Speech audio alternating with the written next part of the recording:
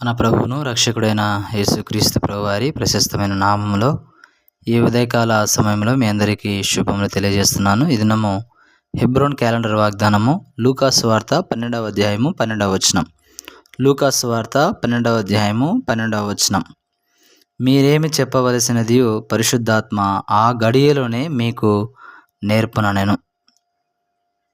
మనం చూసినట్లయితే ఈ మాట ప్రభువైన యేసుక్రీస్తు వారు తన శిష్యులతో చెప్తూ వచ్చినటువంటి మాటలు. మనం చూసినట్లయితే సందర్భంలో 11వ వచనము, వారు సమాజ మందిరముల పెద్దల యొద్దకును అధిపతుల యొద్దకును అధికారుల యొద్దకును మిమ్మను తీసుకొని పోవునప్పుడు మీరు ఏమి ఉత్తరమిచ్చేదమా ఏమి మాట్లాడుదమా అని చింతింపకుడి. కాబట్టి ఇక్కడ చూస్తే యేసుక్రీస్తు ప్రభు తన శిష్యులను ప్రోత్సహిస్తూ వస్తున్నటువంటి విధానాన్ని మనం చూస్తున్నాం. కాబట్టి మీరు ఒక దినాన సమాజ మందిరము పెద్దల యొద్దకును అధిపతుల యొద్దకు అధికారుల యొద్దకు మిమ్మను తీసుకుని పోతారు. కాబట్టి ఆ సమయంలో మీరు భయపడవద్దు.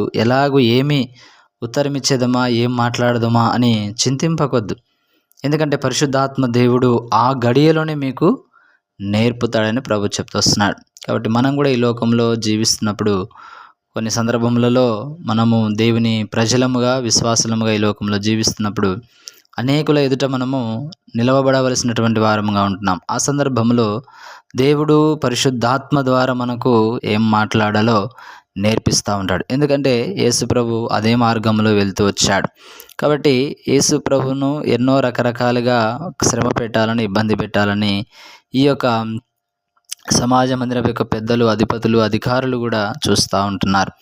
కాబట్టి మరి ప్రభు అంటున్నాడు, లోకములో మీకు శ్రమ కలుగును, అయినను ధైర్యం తెచ్చుకునుడి, నేను లోకమును జయించి ఉన్నానని.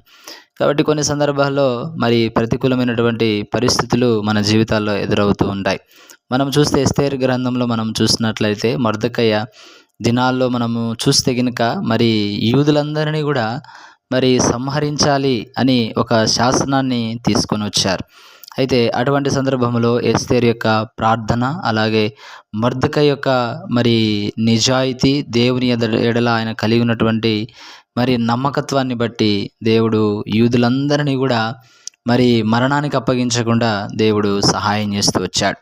కాబట్టి అపొస్తలుల కార్యములు 9వ అధ్యాయంలో మనం చూస్తే 15వ వచనంలో కూడా మనం చూస్తే, అందుకు ప్రభు నీవు వెళ్ళుము, అన్య జనుల ఎదుటను రాజుల ఎదుటను ఇశ్రాయేలుల ఎదుటను నా నామము భరించుటకు ఇతడు నేను ఏర్పరచుకొని ఉన్న సాధనమై ఉన్నాడు. ఇతడు నా నామము కొరకు ఎన్ని శ్రమలు అనుభవింపవలనో నేను అతనికి చూపుదునని అతనితో చెప్పాను. ఈ మాటలు కూడా మరి పౌలు సౌలుగా ఉన్న దినాల్లో దేవుడు దర్శిస్తూ వచ్చినప్పుడు మరి అననీయ అనేటువంటి శిష్యునికి దేవుడు ప్రత్యక్షమై మరి పౌలు సౌలుగా ఉన్న దినాల్లో దేవుడు ఈ మాటలు చెప్తూ వచ్చాడు.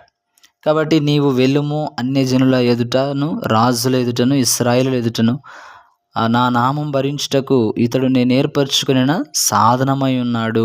ఇతడు నా నామం కొరకు ఎన్ని శ్రమలు అనుభవింపవలనో నేను అతనికి చూపుదునని అతనితో చెప్పాను. కాబట్టి పౌలు కూడా రక్షింపబడిన తర్వాత ఎంతోమంది రాజుల ఎదుట అధికారుల ఎదుట ఆయన నిలబడుతూ వచ్చాడు. ఆ సందర్భంలో దేవుడు ఏ సందర్భంలో ఎలా మాట్లాడాలో పరిశుద్ధాత్మ దేవుడు మరి అపోస్తలుడైనటువంటి పౌలుకు సహాయం చేస్తూ వచ్చాడు. కాబట్టి పరిశుద్ధాత్మ యొక్క నడిపింపు ద్వారా మరి అపోస్తలుడైన పౌలు కూడా ఎన్నో సంఘాలు కట్టగలుగుతూ వచ్చాడు. ఎన్నో ఆత్మలు దేవుని కొరకు సిద్ధపరుస్తూ వచ్చాడు. ఎంతోమందిని బలపరుస్తూ వచ్చినట్లుగా మనము చూస్తున్నాం. కాబట్టి మనము ఏ సమయంలో ఎలా మాట్లాడాలో పరిశుద్ధాత్మ దేవుడు మనకు ఆ గడియలోనే మనకు బోధిస్తాడు. కాబట్టి మనం కూడా అన్ని విషయాల్లో దేవునికి మహిమకరంగా ఇష్టకరంగా ఈ లోకంలో జీవించాలని ప్రభు యొక్క కోరిక ఆశయం ఉన్నది. కాబట్టి ఎవరితో ఎలా మాట్లాడాలో దేవుడు పరిశుద్ధాత్మ దేవుడు ఆ గడియలోనే మనకు బోధిస్తాడు. దేవుడు అలాగూ మిమ్మల్ని మీ కుటుంబాలను దీవించి ఆశీర్వదించునుగాక. May God bless you.